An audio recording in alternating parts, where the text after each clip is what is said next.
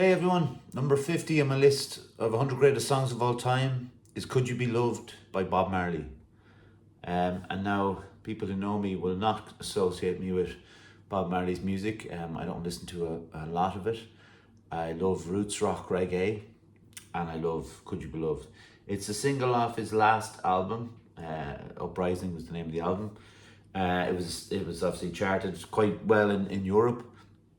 It was written on a plane when they were experimenting with music, and it's kind of said to be a mixture of reggae and disco fusion, and you can kind of hear that. There's also something interesting where the background singers quote a verse from Bob Marley's first single called "Judge Not." The quote is, "The road of life is rocky, and you may stumble too. So while you point your fingers, someone else is judging you." And I think, he never really, well, he doesn't really move away from the political, even if, this is the idea of like love, or could you be loved? Could you be loved? And I'll read just a couple of the lyrics and I'll get into kind of the music a little bit. So it obviously starts with, "Could you be loved and be loved? Don't let them fool you or even try to school you. Oh no, we've got a mind of our own, so go to hell if what you think is not right. Love would never leave us alone. I in the darkness there must come out to light." And then the chorus, they talk. The road is rocky. Then it goes back to, "Don't let them change you or even rearrange you. We've got a life to live. They say only the fittest of the fittest should survive. Stay alive." And it goes back into the, sorry, "You ain't gonna miss your water until your well runs dry. No matter how you treat him, he'll never be satisfied. Say something. Could you be loved?" And then it kind of fades out and just saying, "Say something Rasta Rasta," or "Say something Reggae Reggae." I've always loved the little sneaky, what is it?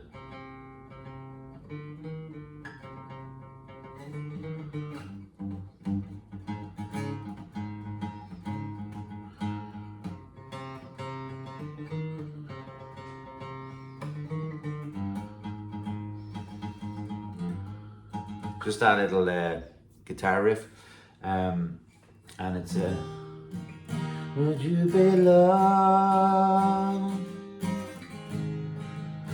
and be loved?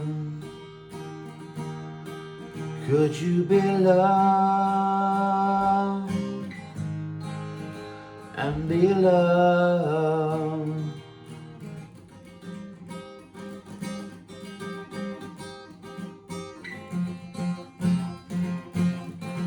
On the minors then, and then the major chords in the chorus.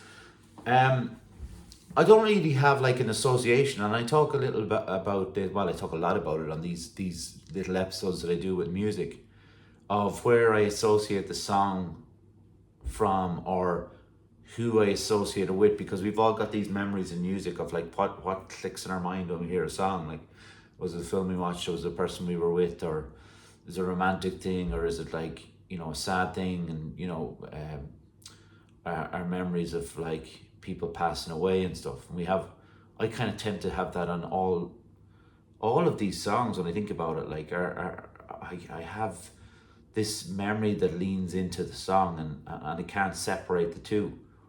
And it evokes those memories when I hear the song.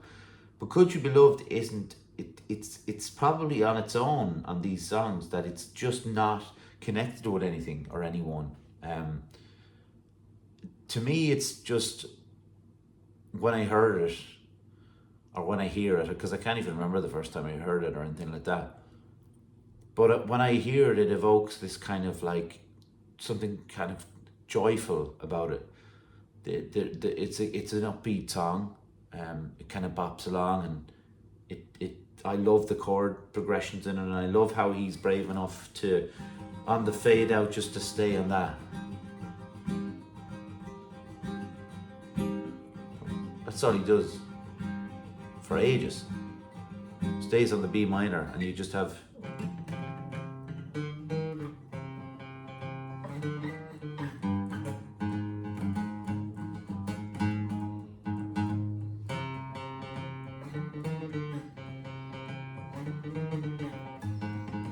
just that, like. Um, and I think it does take a certain amount of bravery.